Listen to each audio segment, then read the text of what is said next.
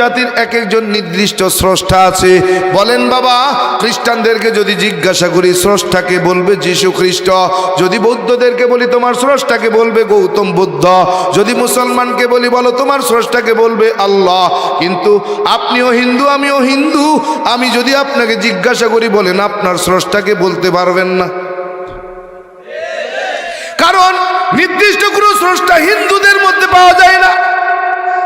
ওগুলা বাবা কয় কি বোঝাতে চাও? বললাম বাবা তেমন কিছু না, আপনার কাছ থেকে জানতে চাই। বলে কি জানতে চাও? বললাম বাবা রাজবক কিতাবের 2192 পৃষ্ঠার মধ্যে একখানা মন্ত্র দেখলাম, এই মন্ত্রখানার অর্থ কি? বলে কি মন্ত্র দেখেছো বলো? বললাম কৃষ্ণং কৃষ্ণং শ্রীনন্দকে সর্বনাম যুগে। বাবাই কয় অর্থ কি বল? বললাম বাবা ভগবান শ্রীকৃষ্ণ বলেন আমি যুগে যুগে কালে কালে মানুষের কল্যাণে অগণিত অবতার হয়ে দুনিয়ার জমিনে অবতরণ করেছি। সমস্ত অবতারগণ আমি ভগবান শ্রীকৃষ্ণকে ভগবান বলে মেনে নিলেন। বললাম বাবা কি বলতে চান? বাবা কয় ঠিক আছে। বললাম ঠিক নাই। বলে কেন? বললাম বাবা সৃষ্টিকর্তা স্রষ্টা যখন সৃষ্টি হয় তখন এই সৃষ্টিকে কোন স্রষ্টা নিয়ন্ত্রণ করে? বাবা কয় কি বোঝাতে চাও? বললাম বাবা ভগবান শ্রীকৃষ্ণ ছিলেন স্রষ্টা, বলেন তিনি সৃষ্টি। বলেন কেমন? বলে বাবা ওই ভগবান শ্রীকৃষ্ণ মানুষের কল্যাণে দুনিয়ার জমিনে সূর্য দেবতা হয়ে ঝুলে গেলেন, ওই সূর্য দেবতাকে কোন স্রষ্টা নিয়ন্ত্রণ করেছেন? বলে শ্রীকৃষ্ণ। বললাম না।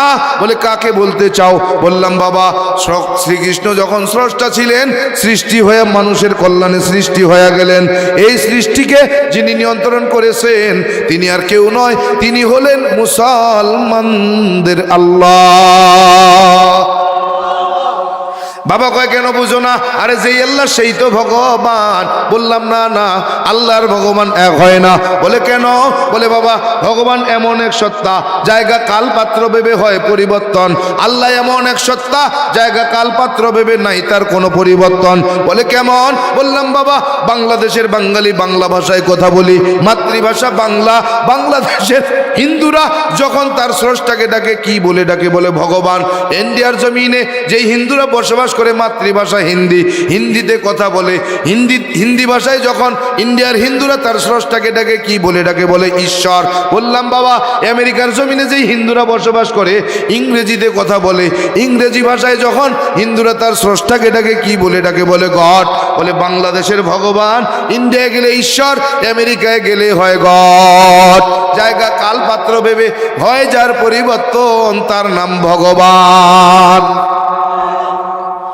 বাবা কয় বুঝলাম না। বললাম বাবা বাংলাদেশের বাঙালি বাংলা ভাষায় কথা বলি, মাতৃভাষা বাংলা। বাংলাদেশের মুসলমান বাংলা ভাষায় যখন তার স্রষ্টাকে ডাকে কি বলে ডাকে?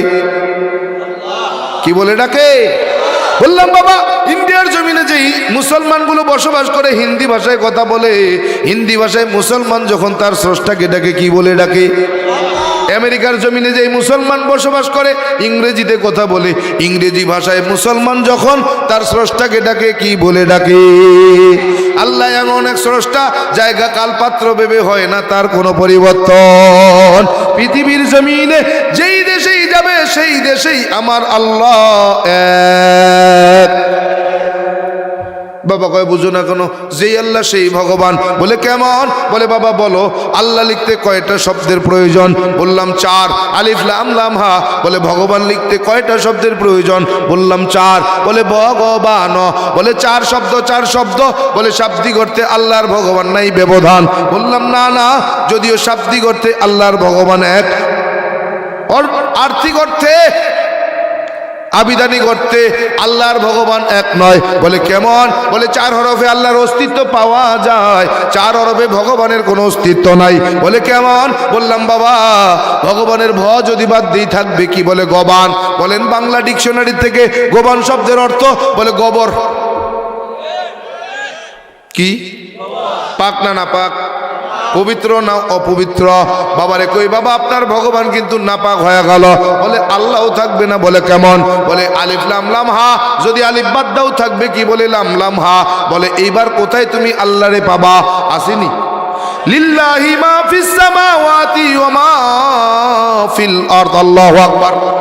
আল্লাহ আছে না নাই? বাবারে কই বাবা গবানের গবাদ দিছি থাকছে কি বলে বান, বলে বান শব্দের অর্থ বাংলা ডিকশনারি থেকে বলেন, বলে বান শব্দের অর্থ হলো দুইটা, এক নম্বরে বন্যা, দুই নম্বরে গাভীর ওলান। বন্যারে বান কয় গ্রামের ভাষায়, আমাদের এলাকায় বন্যারে কি কয়? বান। গ্রামের ভাষায় মুরব্বীরা জানতেন গাভীর বাটেরে ওলানেরে বান কইতো, কি হইতো না? তার মানে বাবারে কই, বাবা আপনার ভগবান কিন্তু গাভীর ওলান। বাবাকে আল্লাহ থাকবে না, লাফাইস না। বলে কেমন? বলে লাম্বাদ্দাও থাকছে কি বলে লামহা।